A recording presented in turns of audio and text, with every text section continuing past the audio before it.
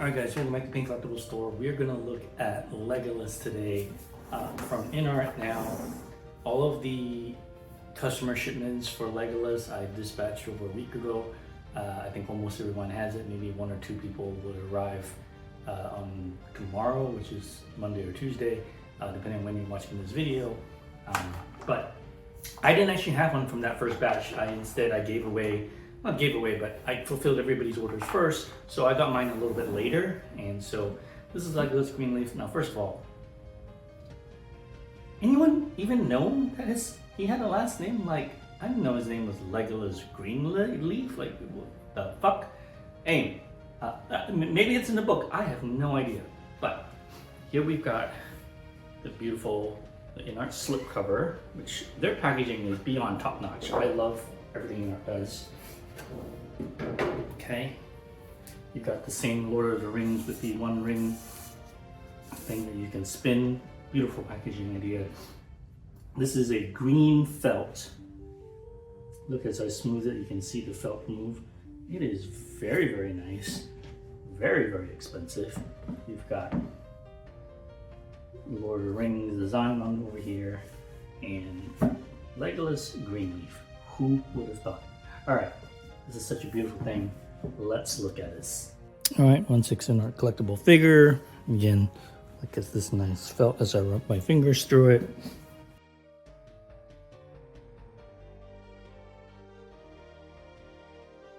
Beautiful, you know, etch-a-sketch Legolas design and all of your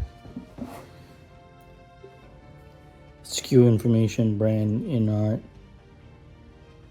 product name, age, you know, all the legal stuff is there. Now, as usual with InArt, you don't want to let this thing droop over, so be really careful when we do this. I'm gonna lay this here, open it up, boom. You don't want, oh, there's even felt on the inside. Look at how nice this is. They don't really mess around when it comes to packaging. So your top layer is all of your documentation, your manual, which you should read because all of InArt stuff are custom bodies. They're not, you know, they're not like Hot Toys bodies off the shelf or standard. They're different. They're completely their own thing. And we're gonna just take the layers out of the box.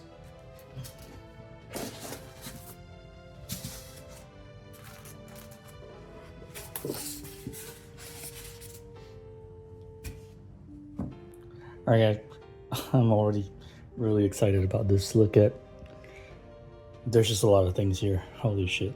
Look at the bow, look at the coat. I mean, there's so much cool shit to hand and oh my God. All right, so let's just do this. All right, so we have almost everything unpacked.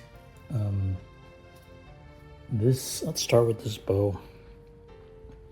It is very nice. It's got your elvish designs over the wood carving. So get that. Okay, the bowstring is very, very tight, but I kind of don't want to, you know, don't want to overstretch it. So maybe we'll see how we get when it comes to posing it. I would like to do a pose where he's like firing off 2 arrows at once, so we'll see. We're gonna go to the stand next. So surprisingly, I am a little bit, you know, disappointed on this because the Gandalf one was straight pure stone. It was heavy as fuck with magnets. It was gorgeous. The Aragorn one was plasticky with, you know, some actual grass on there, but it had a, you know, the usual circle turn for your magnets on the inside. But this time for Legolas, all they gave you is a crotch grabber. So, but I think like Snape and Thorin, the next ones are in that school is back to having magnets. So I kind of don't really know what the thought process is on this. So yeah, the stand for Legolas is just a screw-in. It's got some nice elvish designs on here, which is kind of cool. You can see the Legolas I hope you guys got a better copy, and I didn't mind. The paint isn't as striking, but it's fine. I don't really care. Works for me, but yeah, so that's that. You get 2 of his elvish blades. Kind of cool. The gold trim and the designs. The elvish runes on the markings on the handle, so very nice on this. You get his little lunch packet. I'm never going to use this, but it's nice. It's got the cloth as elvish design on it, and this is his lunch. You know, while they're traveling through on the way to Mordor, use the lunch thing. That was cool.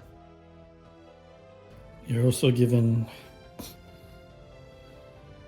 this cloak. Okay, it's kind of like a velvet felt material.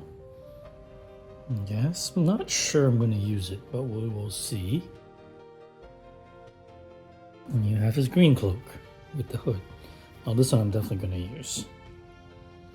Let's look at the nice elven clasp. Greenleaf. So very cool. It's like a sateen sheen material. Now you've got a pair of sword holding hands and closed fists, but I also these are arrow hands, right? So this is kind of if you're pulling a drawstring, this is kind of how that arrow would notch over here. So they did kind of a good job with this. And you also have another hand for arrows, just like a slightly different grip.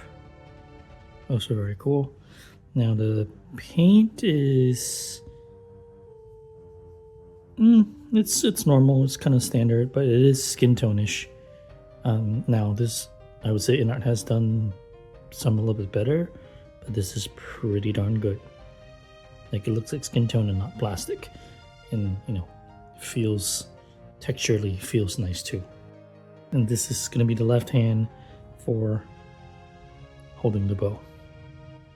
A nice grip for holding. You grab your bow, steady, you know.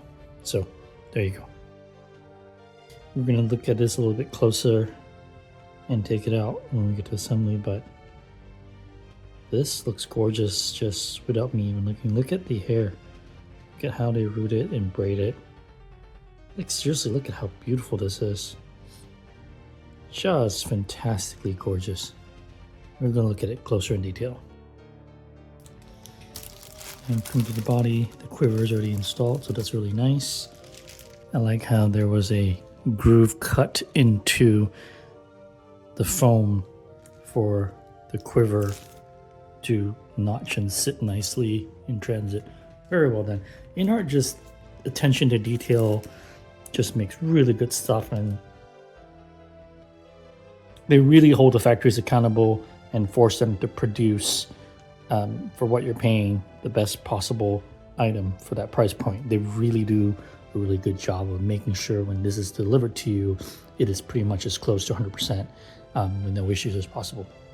Every now and then you have this tiny QC one that slipped through the cracks, but for the most part, almost every InArt I create ever opened, and I own almost all of them, also being a dealer, and everything that I've seen, they always do a fantastic job that I just don't think anyone else does. So again, this is why I choose to sell InArt as my, primary figure on the Paint Collectible store. All right, let's look at the body. Love the tailoring. I think they recreated his outfit perfectly. Look at the van bracers.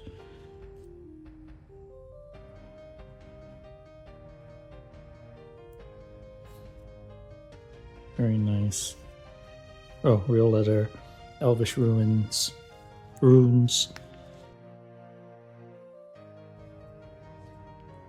Very nice. These are just relaxed hands.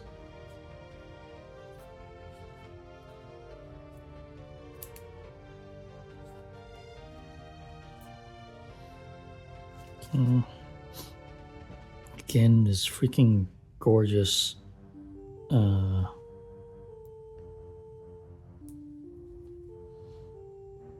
quiver and sheaths for the knives are really amazing.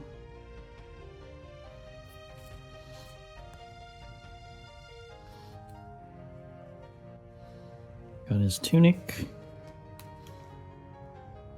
Oh, split cut boot, very nice. The seam is so well hidden. Good job.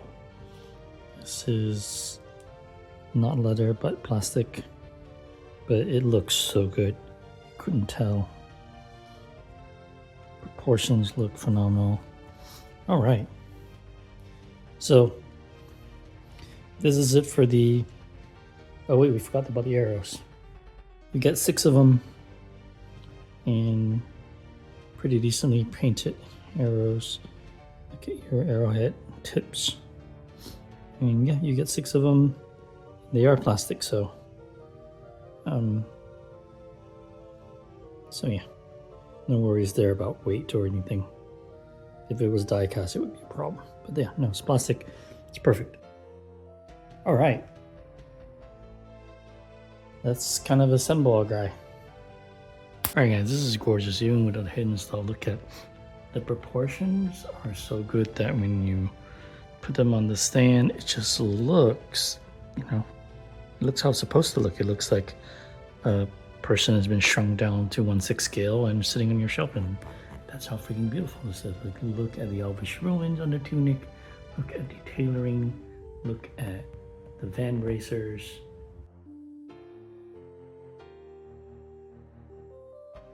All good stuff, guys. Freaking beautiful. Now let's get the head. Let's take the head out and look at it. Oh, I did forget one thing. Is this little elvish biscuit treat that he eats. Yeah, kind of cool, right? So I forgot that. I'm never going to use it, so it's going to go back in the box, but I just thought it'd be cool to share. All right. Anyway, let's get to the head.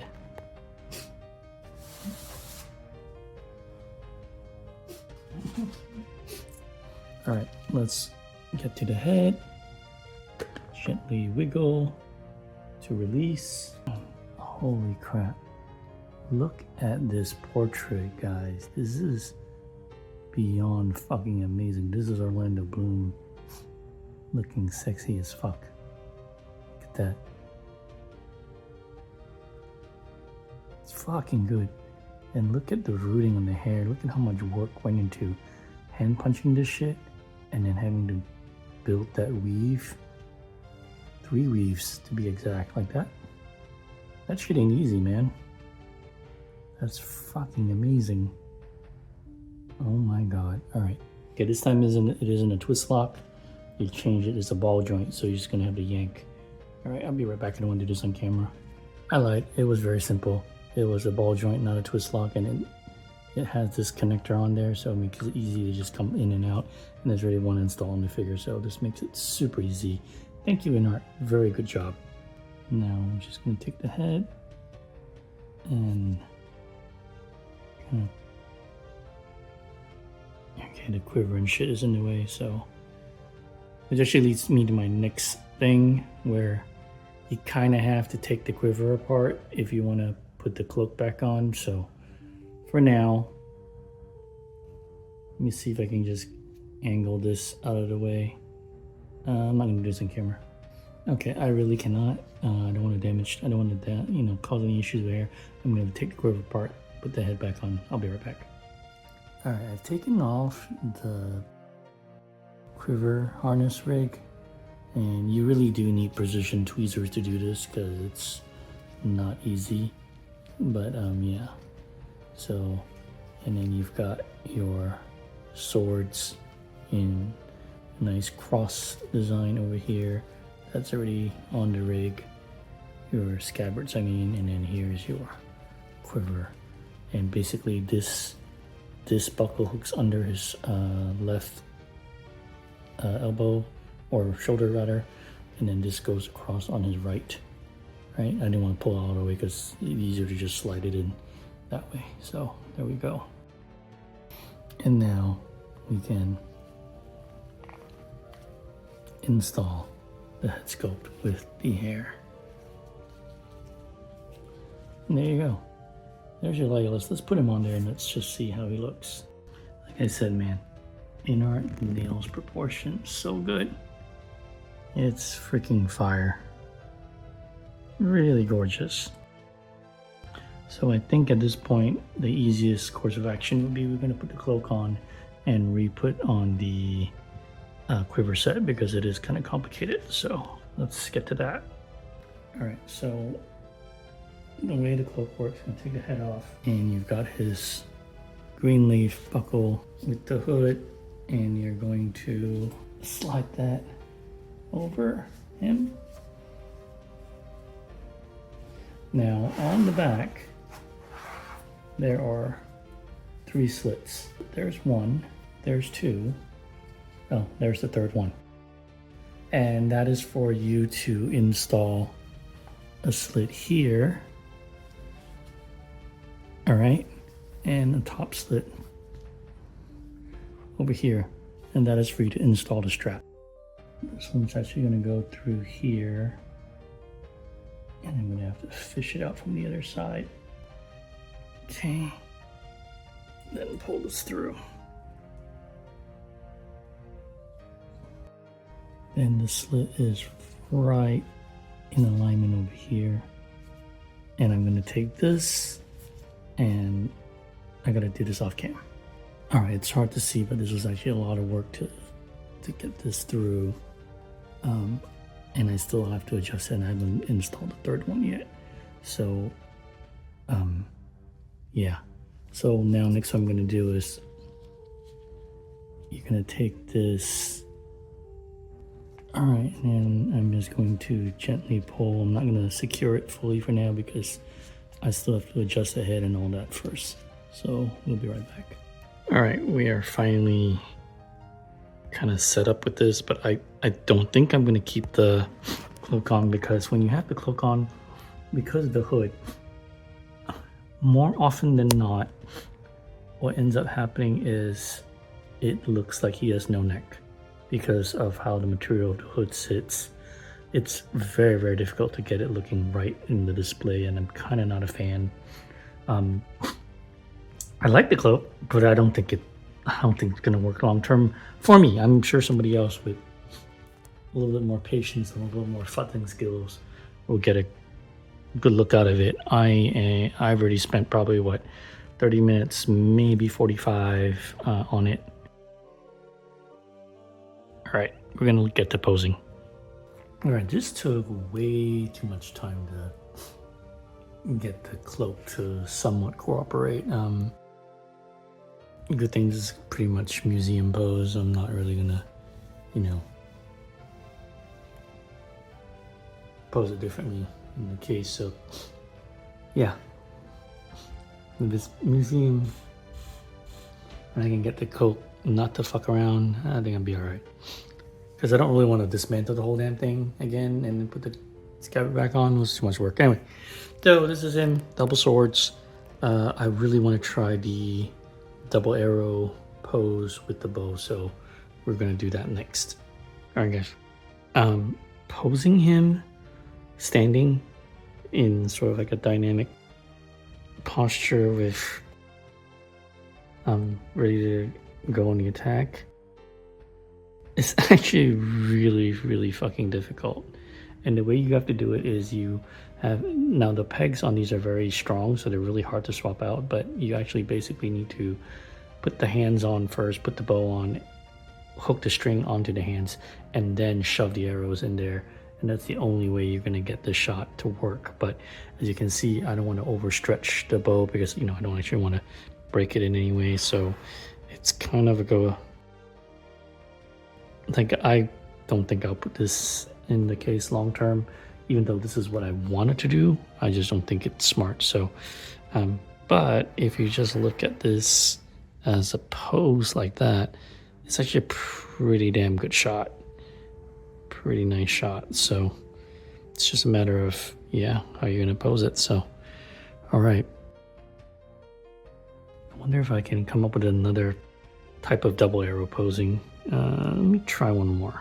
As a pose, this is probably the best one I've been able to pull off so far. I can't get him to like this. This actually works for me. The double arrow off of a pose in still museum but semi-dynamic. I kind of really like this now. Unfortunately, I don't think I have room in my DF-120 to pose him standing like this, just because of how much, like, look at how much, you know, width space he takes. So I might not be able to do this, and I might have to do a museum pose instead. But just the same though, this is really cool. So I think I'm pretty happy with the body posture, and yeah, I think this works for me. So guys, this is probably as good as it's gonna get. I'm sure somebody else will pose it a lot better, but I spent probably over an hour futzing all the different poses and getting that stupid cloak to like be in an angle where it doesn't look like he has no neck. So I think I'm kind of done. So anyway, toss a like, subscribe. Thanks for watching this video. Thanks for checking it out. US InArt customers, guess what? All our Nazguls are on the way. So yeah, we're gonna be doing Nazguls pretty damn soon.